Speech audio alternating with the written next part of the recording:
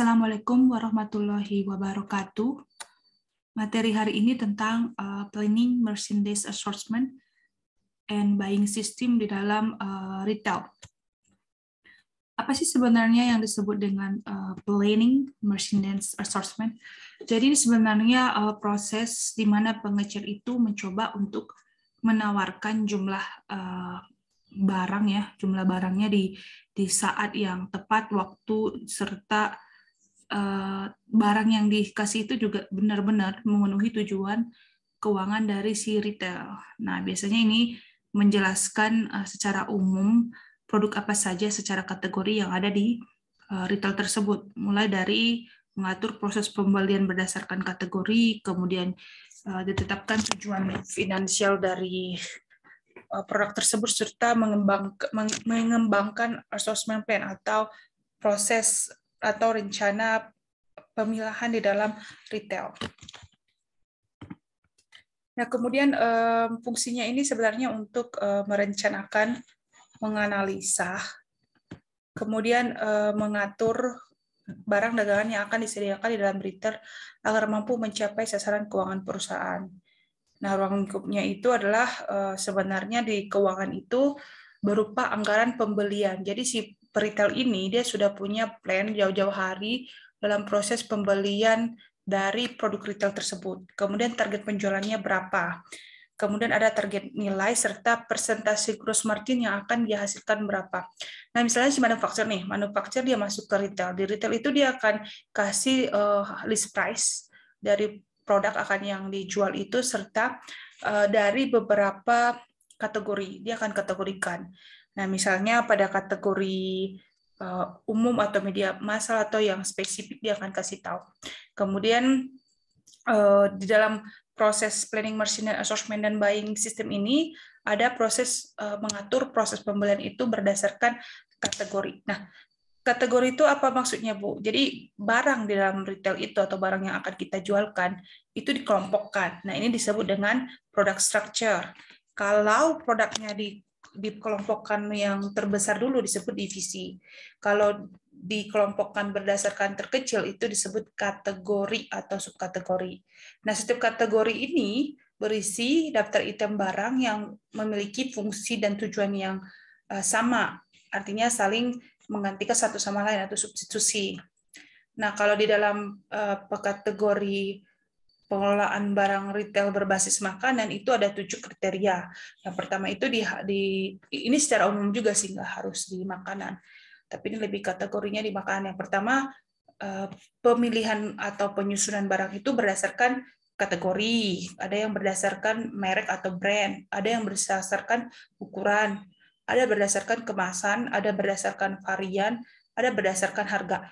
Jadi dalam planning merchandise assortment atau dalam pengelompokan kategori dari produk retail yang akan dijual itu sesuai dengan jenis retailnya tersebut.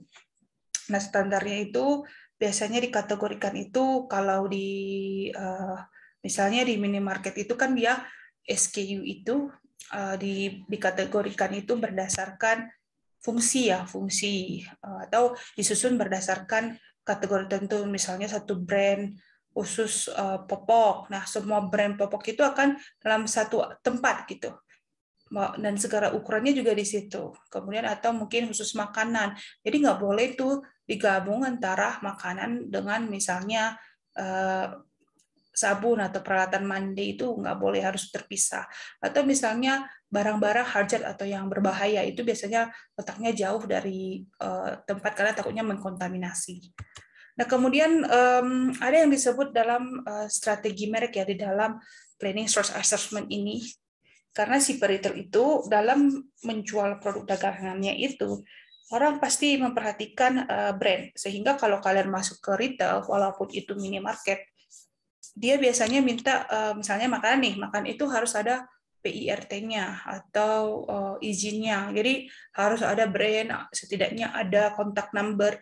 Jadi nggak kayak kita beli di makanan di kaki lima ya, terutama yang retailnya itu adalah modern. Nah, si retail ini ada beberapa strategi yang mereka dapat mereka buat di dalam retail. Ada yang disebut strategi brand extension ya. Artinya gini, ini strategi barang berdasarkan branding. Perusahaan itu menjual barang retail atau barang dagangannya itu menggunakan merek yang sudah ada. Jadi dia nggak stres mikirin menciptakan produk baru yang udah aja tuh dijual. Namanya juga dia mengecer kan. Yang udah aja tuh dia paling ngambil berapa persen profitnya terus dia jual. Misalnya harga price list sampo itu merek tertentu, misalnya dari perusahaan itu harganya 30.000, sama si peritel dia jual seharga 35, artinya nanti dia punya untung 5.000, tetapi dia nggak buat produk sendiri gitu, hanya diciptakan aja. Nah, kemudian ada yang strategi banyak merek ya, artinya di dalam satu produk dia bisa menciptakan atau menjual atau menyediakan berbagai merek, kategorinya padahal sama. Misalnya di sampo, terus ada sampo yang sampo L'Oreal, ada yang Clear and Clear, ada yang Sunslick. Jadi dia sampo itu yang dia jual itu bisa dari Unilever, bisa dari P&G, bisa dari L'Oreal dan sebagainya, atau mungkin dari Wardah. Nah itu artinya si retail itu dia nggak hanya satu merek ya. Nah tadi kalau yang satu merek itu biasanya kategori retailnya itu specialized. Misalnya khusus outdoors, dia hanya jual itu, ya udah paling brandnya itu satu, misalnya Consina, jadi dalam toko itu hanya Consina aja. Kemudian kalau multi brand ini ya biasa lari Doserba. Kadang spesialis juga dia pakai strategi multi brand karena walaupun produknya sejenis, produknya sama, kategori sama, tetapi dia banyak brand, misalnya kayak di spesialisnya itu drugstore ya, atau toko obat. Nah, toko obat mungkin kategorinya sama, tapi mereknya banyak gitu. Itu bisa digunakan kategori banyak merek atau multi brand. Kemudian ada strategi merek bersama atau co-branding strategi.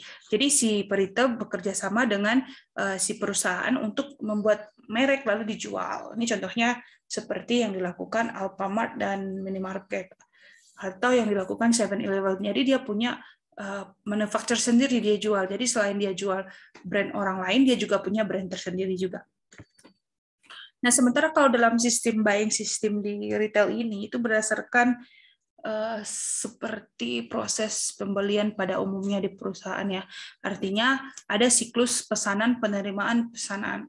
Jadi si peritel itu akan memberikan pesanan di dalam sistemnya dia ke manufacturer karena dia punya punya sistem dari si perusahaan, dia biasanya daftarkan di perusahaan untuk sebagai pengecer dari si manufacturer. Kemudian dia punya sistem yang akan menginput barang apa yang akan dia inginkan. Berdasarkan apa?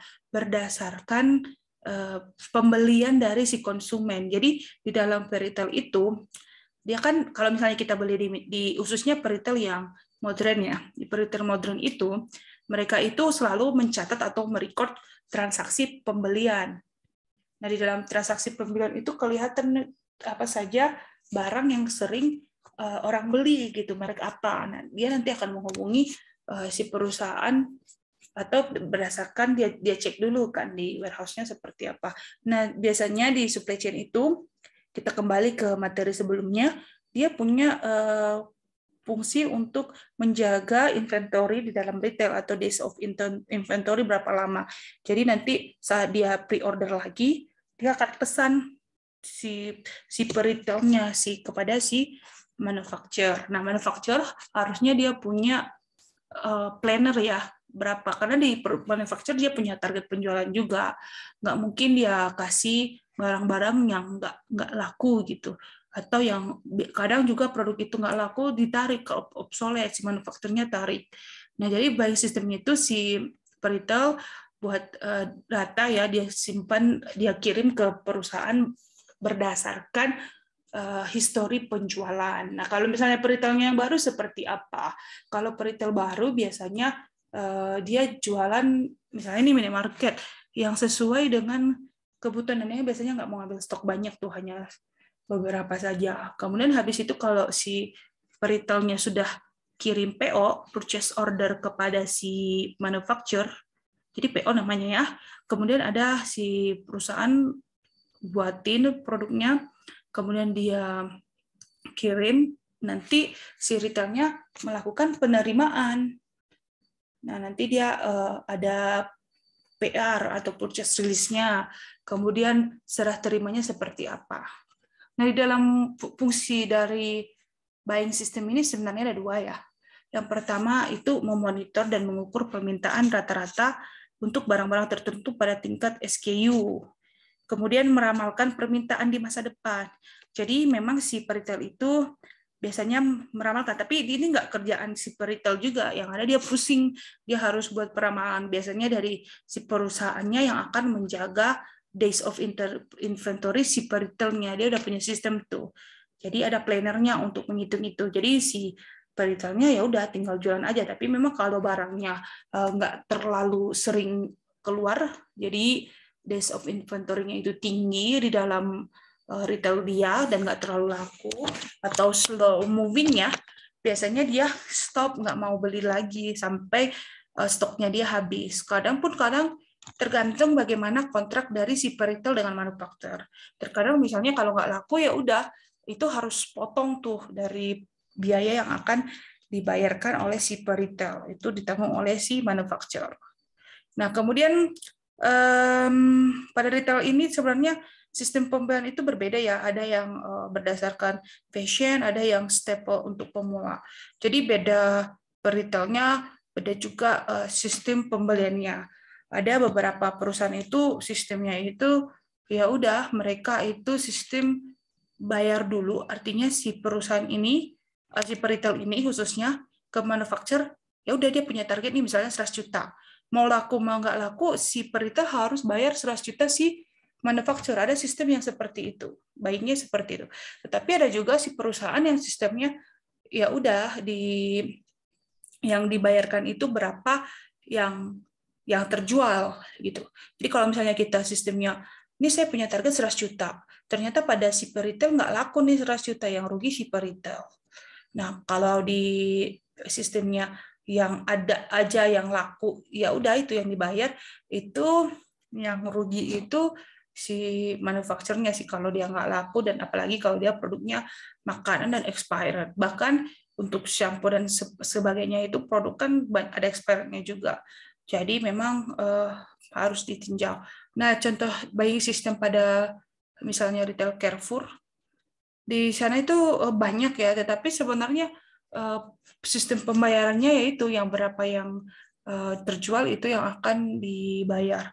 Nah, Ibu sebenarnya penasaran sih bagaimana sebenarnya proses pemasukan barang itu buying system di dalam retail. Nah, ini tugas kalian adalah mencari contoh bagaimana proses buying system di retail di sekitar Ananda yang Anda lihat. Mungkin itu saja untuk pertemuan hari ini. Assalamualaikum warahmatullahi wabarakatuh.